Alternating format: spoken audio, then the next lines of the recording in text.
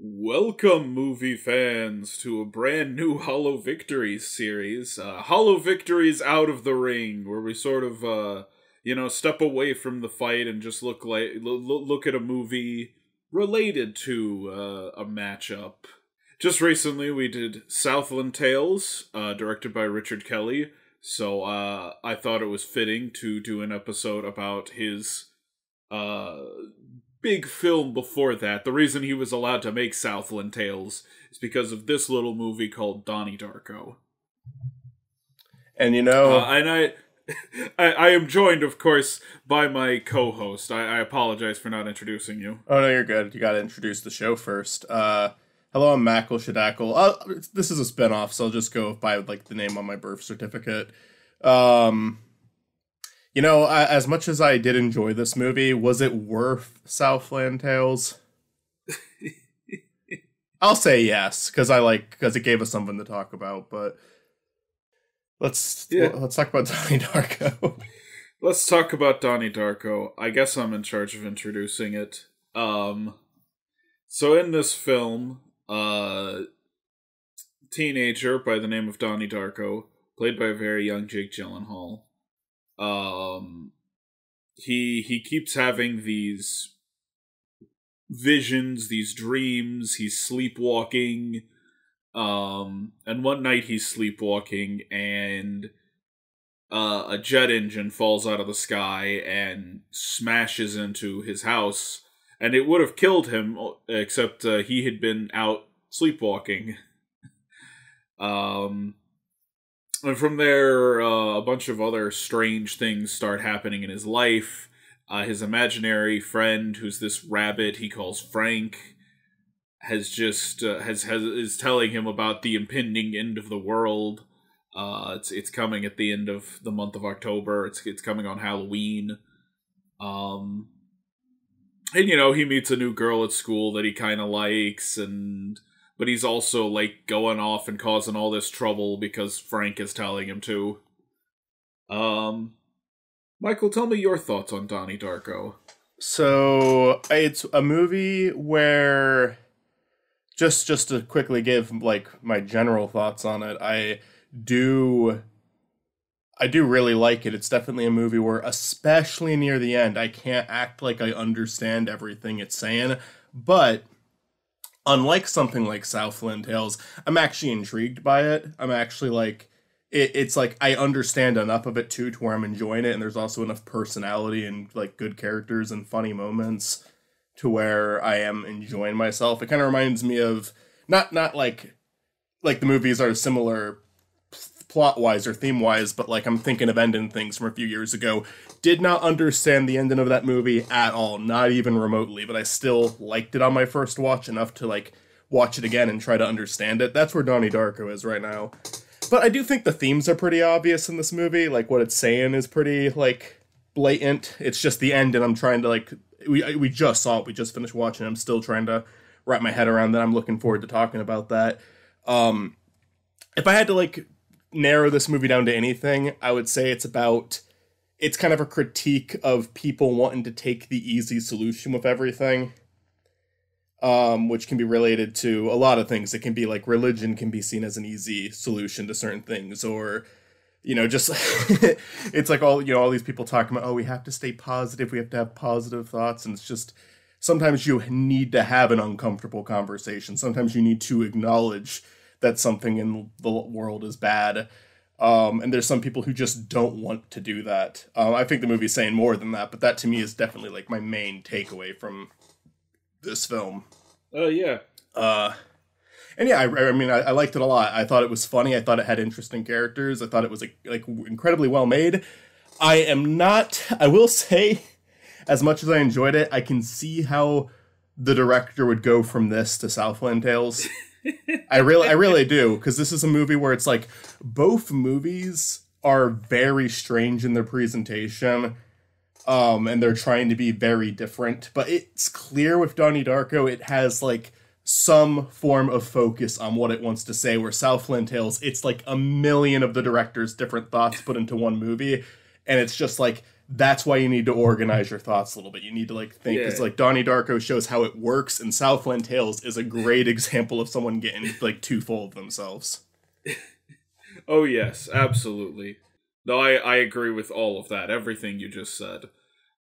I think, like we talked about with Southland Tales, it feels like at points he's just sticking in random thoughts he had. And I feel like maybe there's places that's true in Donnie Darko, but it still feels like interesting in Donnie Darko. Right. It's not... It like there's too much. There's too much in Southland Tales. A little bit of that, I think you can get away with. Right?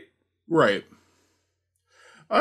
I also think that, like, just in terms of, like, performances, like, I don't know, like, I know that we disagree on The Rock and Southland Tales. I really don't think he works in that at all. But I know that some people think he does. To me, like, a good like Jake Gyllenhaal, even though the performance is bizarre, even though he's saying things that seem very unnatural, I still think he's selling all of it. I think he's selling all of his emotions throughout that movie. I do, like, I feel like like, with the performance that each actor is given in this, I can connect with them just through their, like, emotions alone. Where in Southland Tales, it's just, I don't know, to me it just felt like a lot of really bad acting, like, disguised by being weird, you know? Like, oh, it's not bad acting, it's just supposed to be like this. And it's like, nah, it's just fucking awkward the entire time. Yeah. I'm a big fan of Donnie Darko. Yeah. It is... I will agree with you that it's not always entirely clear what is going on in the movie. Like, I had to watch it at least a second time to understand that, spoilers for people who have not seen Donnie Darko, at the end of the movie, Donnie goes back in time and gets killed by the jet engine. Right. And that took me more than one viewing to catch. And I understood that he died at the end of the movie, but I am questioning a couple of things about that ending. My first question is, did anything that happened in the movie happen at all? Or is that the real ending? Or did he go back in time and is this like a suicide? Like he's willfully letting himself go? At the end, like, there's a lot of questions I have about the ending because I don't understand fully what it's supposed to mean. But it's still like, yeah, again, like I'm thinking of ending things as an example. And Synecdoche, New York, bringing Charlie Kaufman back into it. It's just like, those are movies where I did not understand them the first time, but there's so much else working for it other than just trying to interpret it. There's movies that are made to be interpreted and give you nothing else. Yeah. And I'm not even saying that's true of Southland Tales. Southland Tales was at least trying to be humorous. You know, it was trying to throw stuff in. I don't think Southland Tales is the worst of movies I've seen like that. But there are movies where it's like they're trying to act so deep and they offer you nothing to make you care to understand what they're saying, you know? Yeah. No, Donnie Darko is hilarious. This is a really funny movie. I laughed a lot, yeah. Like, and in a lot of places, it's it feels like intrusive thoughts. The movie, like people just say the thing that like pops into their head. Like Donnie goes off a lot, but he's also like it's part of his character that he's saying and doing bad things throughout the film. But then there's like his teacher just being like, sit next to the boy you think is the cutest. Right. It's like, that is not okay to do to an actual child. No. But in this movie, it's hilarious. Yeah, no, like, I've had teachers do stuff like that. Not quite that bad, but where they put you on the spot in a really uncomfortable way, right? Yes. So yeah, I feel that, like, when I watch a scene like that. I think he and his sister have a lot of funny dialogue, too. For sure, and I think that their chemistry works so well with them actually being siblings in real life. Yeah, no, it's Maggie Gyllenhaal. Yeah. A lot of, like, weird, like, early faces in this one. Like, Seth Rogen's in there. Yep. Before Seth Rogen was popular. Also, Spencer from iCarly is, like, has a small role. Ashley Tisdale, who was Sharpay in High School Musical, and Maddie in Sweet Life. Yeah.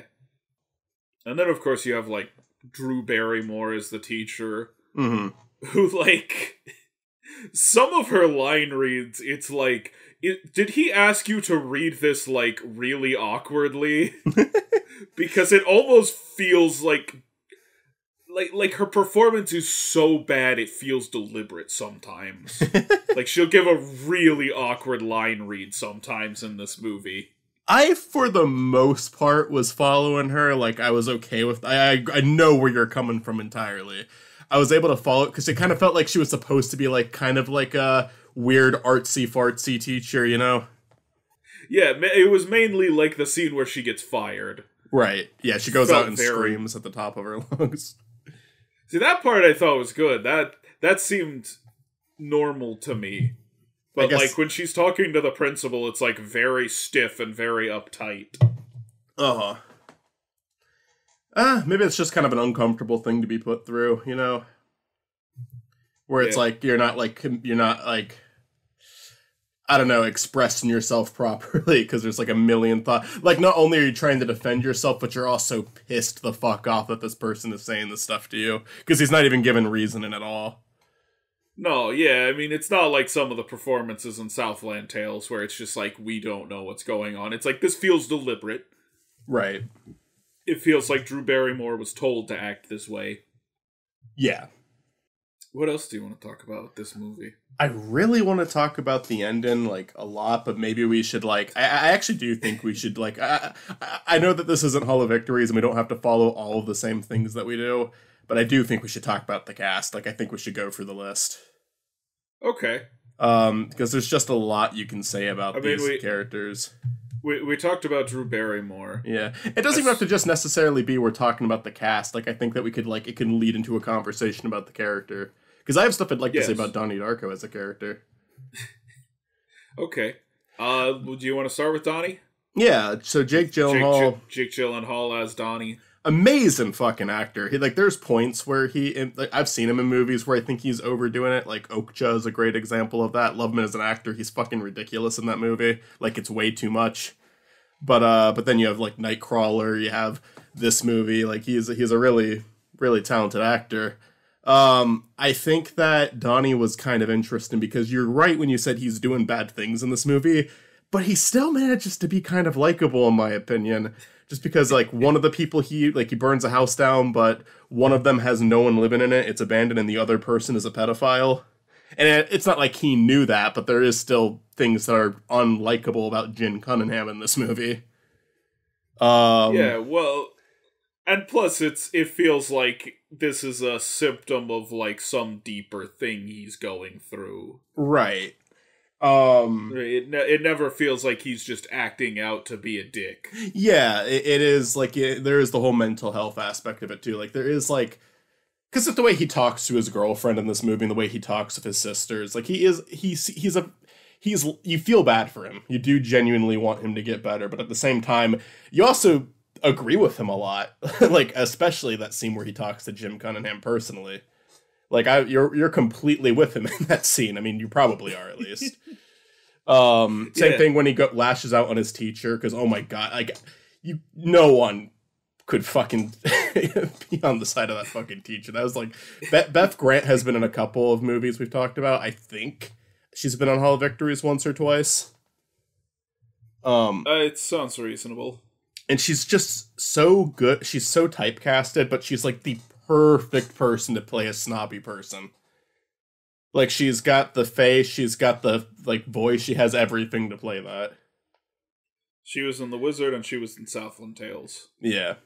And she's great. She's great at being, like, I'm not trying to throw jabs at this actress. She works perfectly for those types of characters. I'm sure Absolutely. In reality she's a very pleasant person, but she's so perfect for playing, like, the stuck-up awful person. Yeah. No, she's, like, She has a pretty major role in Willy's Wonderland. I don't remember if you saw Willy's Wonderland. Yeah, she was the sheriff. Yeah, she's the sheriff. Yeah, she was good in that. She worked for that.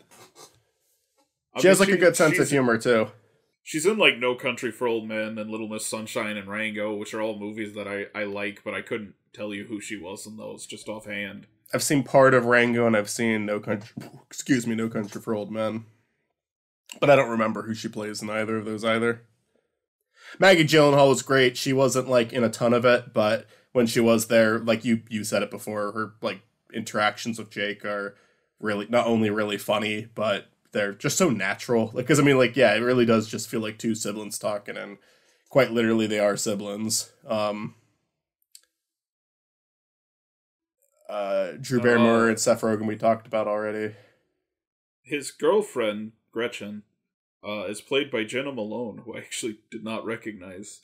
I saw her in Neon Demons, and I thought she was really good in that. And I've seen her in like 2 or 3 other things since then, and I've always thought she's a very good actress. Yeah, she was solid in this. There's definitely like an awkwardness to it, but that's intentional. I think that awkwardness is a very common feeling you get out of this series, out of this movie. I mean, yeah, I feel like so much of like her conversations with Donnie are like super awkward, but it's also like this is kind of how like kids see relationships, right? Oh yeah, yeah, it's perfect. I thought she was good in this. You know, I thought that her scenes with Donnie, like it was a good couple. Like it's believable chemistry. Like a lot of relationships in movies are. I think that's like one of the most commonly like poorly written things in film is just a relationship, because a lot of people who this is kind of a random tangent to go on, but it's like I feel like a lot of movies they want you to just have a connection to a couple because it's a couple, you're supposed to have a connection to that.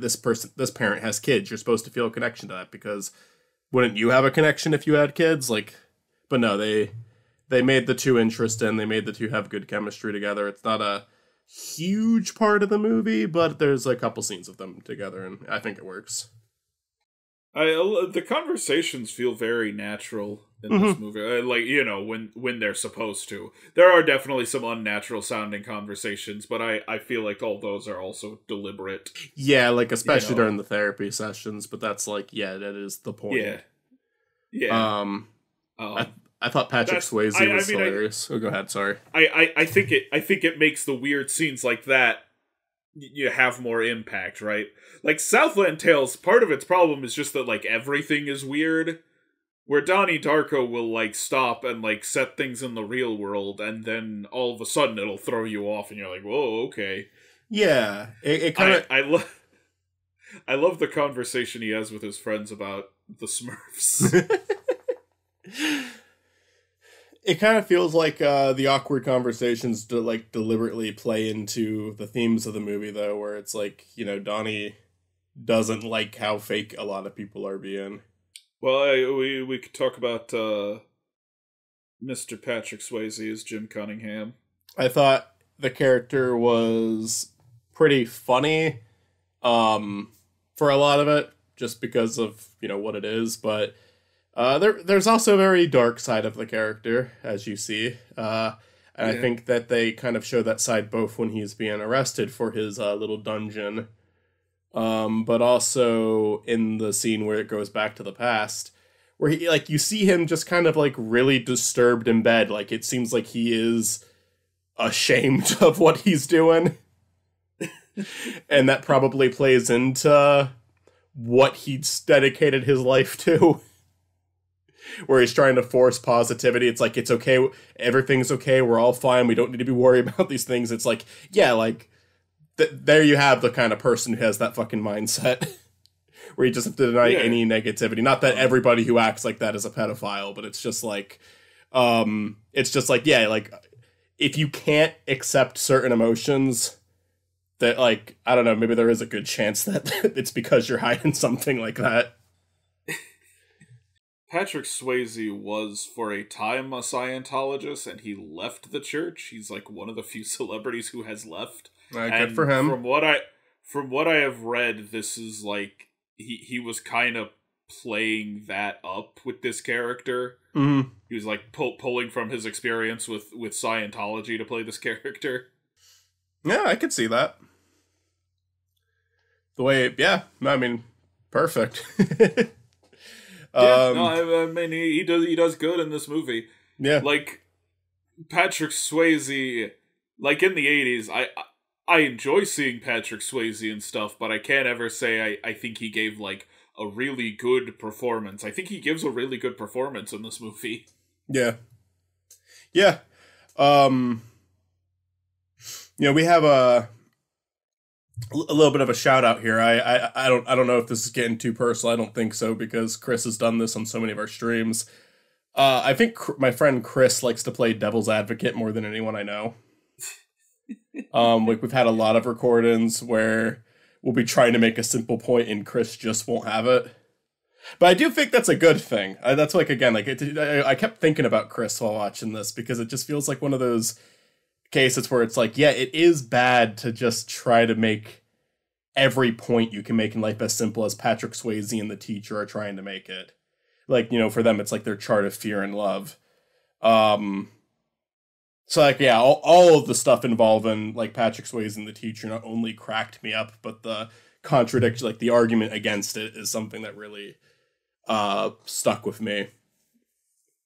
Because there's just, yeah, there is something very sympathetic about wanting to like have an easy solution to everything in life. Life is stressful.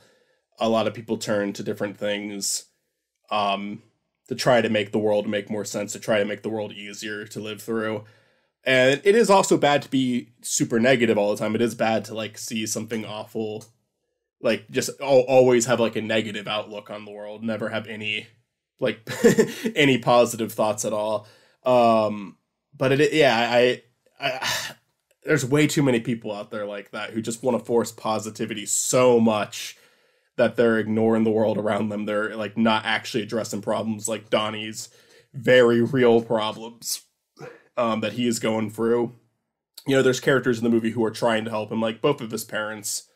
They seem like good people. They want to help him. They're trying to listen to him. But it's hard to understand that. Meanwhile, a lot of the scenes with the therapist, I don't know, she kind of what do you think about the therapist? We should talk about her.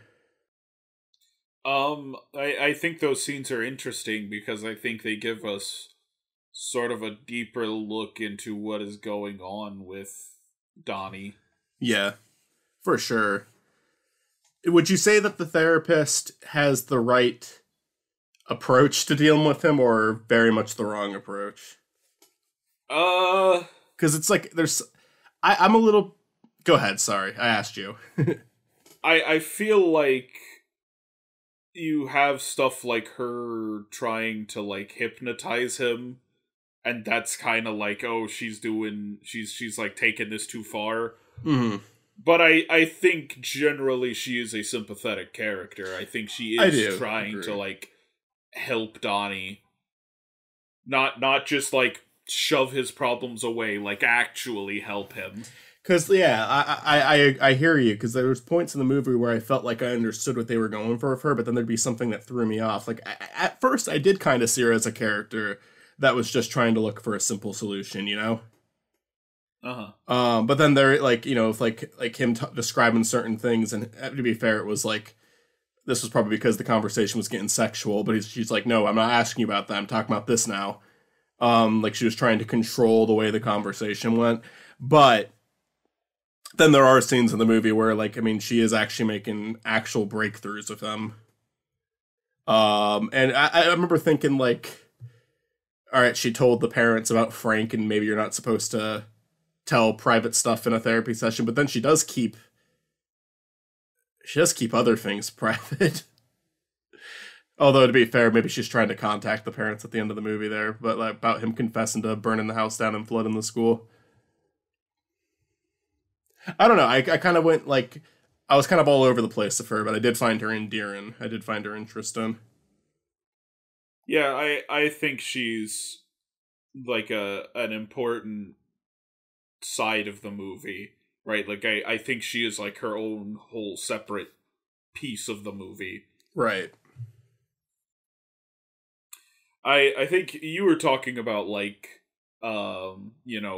people going overly positive with it, and that it's also bad to be like on the overly negative side, which I think is kind of like Seth Rogen and that other kid, and maybe even like Donnie's friends a little bit, because they're all kind of like shitty people, but at the same time, they act the way you expect high school students to act. Yeah. That's just how high school students are. I'd say Donnie's friends weren't, like, overly unlikable to me. Like, yeah, they were a little douchey, but they weren't, like, monsters. I'd say Seth Rogen and his friend were a little worse, but still, I hear where you're coming from. Like, yeah, it's just, like, it's high school. They're definitely worst examples. Yeah, no, it's a lot of teen angst. It's like, oh yeah, we're gonna like smoke a cigarette and then we're gonna go out and shoot guns and talk about how the Smurfs have sex. Yeah, like everyone. That's everyone in high school. Yes. Oh, maybe we should talk about Miss Sparrow and her time travel book. Yeah. So it's funny, she's at the very end of this casting list, and it is just her picture from Donnie Darko, so I don't know how much stuff she was in. She's not in a lot. She was in Psycho 3. She might have just had the right look for this movie, because this was not an actress who had to say a lot, or say anything in this movie, really. She whispered in one scene. Yeah. That's about it. Yeah. But the character, I think, is interesting. Mm-hmm. Because she's written this, like, book about time travel. Yeah. That is, like, blowing Donnie's mind. I like that it's the philosophy of time travel. Yeah, me too. Right, like, I like the idea that we're gonna look at time travel from a philosophical angle, because that's not... She's not writing about how to do time travel, she's just writing about the idea of it. Yeah, they even kind of show that Stephen Hawking book at one point in the movie. Which is definitely, like, more of, like, a theoretical thing. Yeah, I mean, I enjoyed her scenes. I enjoy, like, it almost kind of feels like, to an extent, like one of the more, like, closer to Southland Tales territory, where it's just kind of this weird thing they're introducing. Like, it's not too important to a majority of the stuff happening in the movie. It's more important to the ending than anything. Yes. But it's still, like, it's like, because the movie isn't trying to throw in, like, 80 characters like her, it still works, I feel. She's, like, kind of like one of a kind in this movie. She's the hardest character to, like, understand, but it also matches the tone of everyone else, where most of the characters in this movie don't understand her. In fact, they've kind of given her a cruel nickname. Yeah. So I think it works a lot better. Like, that's kind of the way that you write this character, who's just kind of supposed to be there and weird and off-putting. Well, is there anything else you want to talk about with cast? No, I think everybody did. There wasn't, like, a single performance in this movie where I was like, oh, this... Alright, here's the stinker. Here's the shitty one. But... Yes. No, I think everyone did a good job. Tom Tangen played the fat man watching them about to kiss. He was also a Bunky Bone. That's funny, because, like, that's almost a joke you could see, like, in a studio comedy. But, right. Like, this is not that. Now, did we watch the director's cut or the theatrical cut? We watched the theatrical cut. Now, what is the difference between that and the director's cut? I don't think I've seen the director's cut. Let's see. How long is the director's cut? So I couldn't tell you. Let me look. I'm looking it up. I'm curious. I want to see. It's 134 minutes, so it's not much longer. It's only like, assuming the credits are still the same, like, it's probably like an extra... That's about 20 minutes. Yeah. But yeah, I couldn't say which is the better cut. I think the theatrical cut is good enough that I don't feel like I am missing out by having not seen the director's cut. I would like to see the director's cut, I suppose, because I do like the movie enough that I would like to see a longer version of it. Right. But I do feel like that could maybe, like, kill the pace. Maybe I watch the director's cut and go, oh no, the theatrical cut's way better. Yeah. No, it definitely could be that way. I guess the way I'd put it is I would never show the director's cut to someone who hasn't seen the movie until I've actually seen it. Yeah. Because I might be like, oh, I want to rewatch this movie, but I want to see the director's cut, but I wouldn't do that, like, if I was showing it to someone new, because it, like, I might be showing them a version that, yeah, like you said, kills the pacing. Really, the next thing I would want to talk about, unless you have something you want to talk about first, would be that ending. I want to know what you think about that, because I'm still kind of wrapping my head around it. If there's something else you want to talk about first, though, we can talk about that first. No. Let's talk about the ending of this movie. So... Here lies spoilers. And Yeah. also opinions. So... I'd say around the time that they leave the Halloween party is when I start to get a little confused with what it's saying, but again, still endeared. Like, I'm confused because it's my first watch, I feel. Like, I don't really understand why Frank shows up, but it's not actually Frank, it's just some guy wearing the costume. But he's also familiar with that guy because in his hallucinations, that's what the guy underneath the mask looked like. His girlfriend gets run over. And then he drives, like, off with her as the world's about to end, I guess. And then but because he's in a metal car, he time travels because they said as long as you're in something metal. But does that mean the mom remembers, like, what happened because she was in a plane? I don't know. Basically, I'm just, like, a little thrown off, and at the same time was like, is there like something like indicating that the plane that went down at the end of that movie, I'm just putting this together now, this is the first time I'm thinking about this, was it the plane the mother was on that somehow, like, traveled to their time and killed him? I'm just... Yes. Okay. No, the jet engine that hit their house is from the plane that his mother was on at the end. Because they said they couldn't track it, they never found out where it came from. Yes. How literal is that ending? Like, is that something that actually happened? Is it something that happened in the character's head? Is that, like, a supernatural element this film's throwing in? Like, what is that? I'm going to shut up now and let you go. Well, I almost think it's more like a narrative thing, right? Donnie Darko's, like, the hero, so this is, like, him saving the day. Yeah. He goes back in time, he gets crushed by the plane, and so his girlfriend doesn't get run over, his teacher doesn't lose her job, that guy's house doesn't get burned down. Everything, like, all the bad things that happened. I guess happen. He takes care of Frank himself. Even though it doesn't seem like it was Frank. I guess that guy doesn't die, though. But maybe he's in a better place now? I don't fucking know. Because the guy who had, like, the illustrations of Frank and the mask in his room looked pretty disturbed. Like, he needs some help, too. Yeah. It feels like something that might be rewarded on a second watch for sure. But, do you think it's all just a narrative thing? Like, this is all something that's literally happening, then? I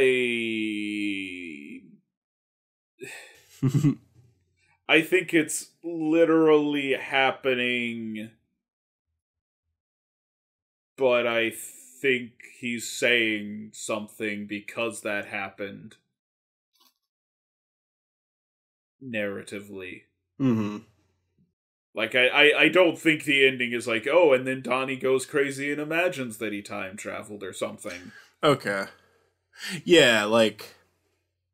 I think it is, like, I think he does go back and like, change the past. Mm-hmm.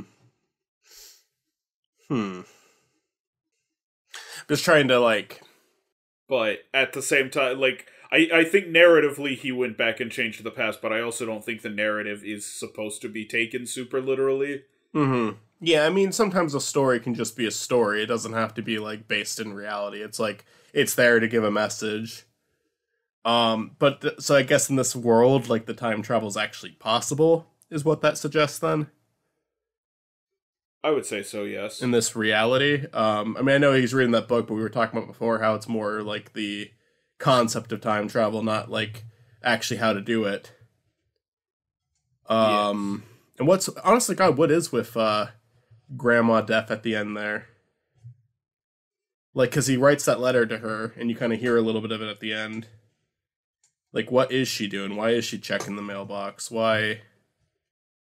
Well, I think she's, like, been waiting for Donnie's letter. Oh, okay.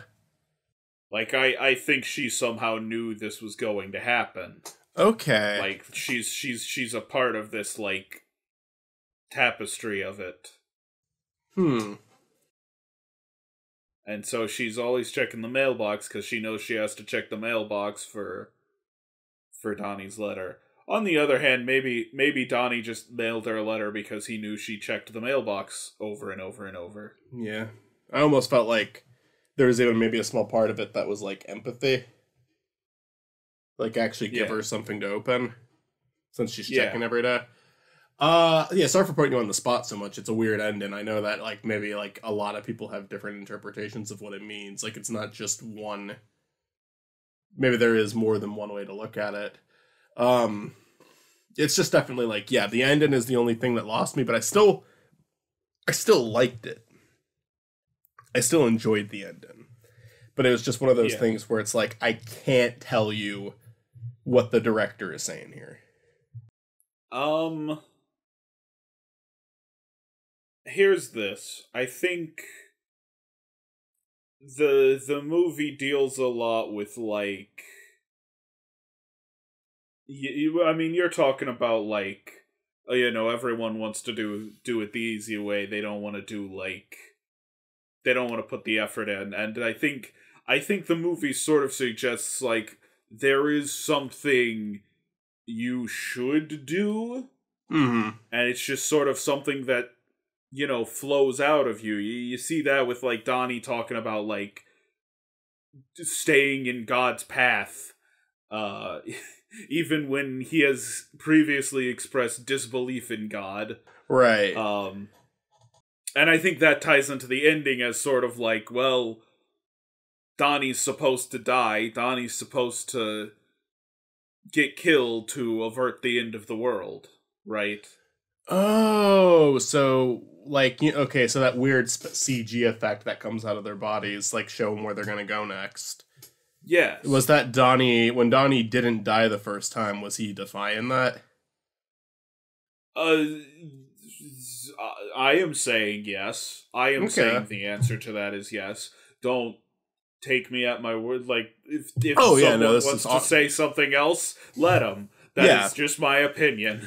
With a movie like this, like I said before, I'm always going to accept that there's more than one way to interpret the ending. I mean, I love movies like that personally. Yes. As long as they're giving you enough, like, to actually appreciate the film for. You can't just be weird and obscure and then say any ending is correct. And it's like, yeah, but you're not actually given anything to like, you're not, there's a difference between making a film that still has an interesting narrative and interesting characters, but still is a little bit up for interpretation, open to interpretation, versus Southland Tales. Yes. Where I don't care what that movie was having to say. It didn't endear me in any way. I didn't like the people in it. I didn't care about what they were going through. I didn't find most of the jokes that funny. Anytime that there was something I found interesting, it didn't get a lot of focus. Because there was a million other things it was trying to focus on. I mean, like, nothing really got much focus in that movie. Yeah, like, it's good or bad. It's a mess. And again, like, it feels like a movie made by the same person as Donnie Darko. Just, I don't know. I hope he likes his movie. I hope he likes Southland Tales. But it's like, that one was definitely for you. Yeah, he's talking about making this really long cut, right? Yeah. So, like, more power to him. If that's his expression, he's allowed to have it, but I don't have to pretend to like it. I don't. I accept I could do the same thing by accident, though. No, I understand it. I totally see how someone could end up making Southland Tales. Yeah. But, I also see how someone could end up making Donnie Darko. I think Donnie Darko is a good movie, and I think he did a good job with this one. I agree. I get why people like it so much. Good movie. All right. Do you want to call that a wrap on episode 1 of Out of the Ring? Yeah, well, which one wins? Oh, wait. Southland Tales. Southland Tales wins. We're not gonna do one of these for every single Hollow Victories that comes out. It's more of a when I have something I want to show. But at the same time, we could always go back. There are definitely like out of the rings we could do for old matchups. Like like the animated Marmaduke. I'm more meant like Batman '89 or Superman 2. Marmaduke, the new animated Marmaduke, I think probably will end up on the show eventually. I mean, let's just see how well Garfield goes, because that would be perfect. Chris Pratt's Garfield. Yeah, no, I am waiting for Chris Pratt's Garfield to come out. Now, maybe it'll be, like, good, or at least, like, decent enough that it doesn't deserve to be compared to the animated Marmaduke, but... I have no idea, because, like, with Super Mario Bros., the Illumination movie, I don't think that one's gonna be, like, amazing, but I don't think it's gonna be Hollow Victories worthy. I think it's gonna be received well enough, and it's gonna be tolerable enough. Where Garfield, I have no fucking clue. Yeah, the new Garfield could be awful, or it could be kinda okay. Chris Pratt's voice makes more sense for Garfield, in my opinion. I don't think he's the right choice, but I think he can definitely do that dull voice well. I mean, you and I have talked about this. I think he would make a better John than Garfield. I don't disagree with that. Yeah, because I think about, like, Andy from Parks and Rec. I feel like he has some John energy to him. Yeah. Chris Pratt could be John. He could be John. He could be John. Anyways, that was fun. I'm glad we're doing this one. You pitched it to me like a week ago, and I was like, yeah, all right. But no, now this is it's nice to talk about a good movie, you know? It is. But it's also fun for me to like show you these movies away from our matchups. Yeah, we haven't been doing movie night recently, so I've mainly just been watching bad movies. This is my first one of 2023. We need to get back into movie nights. For sure. All right. Well, thank you everyone for joining us. Yes. For my co-host Makal, I will see you in the next one. Peace.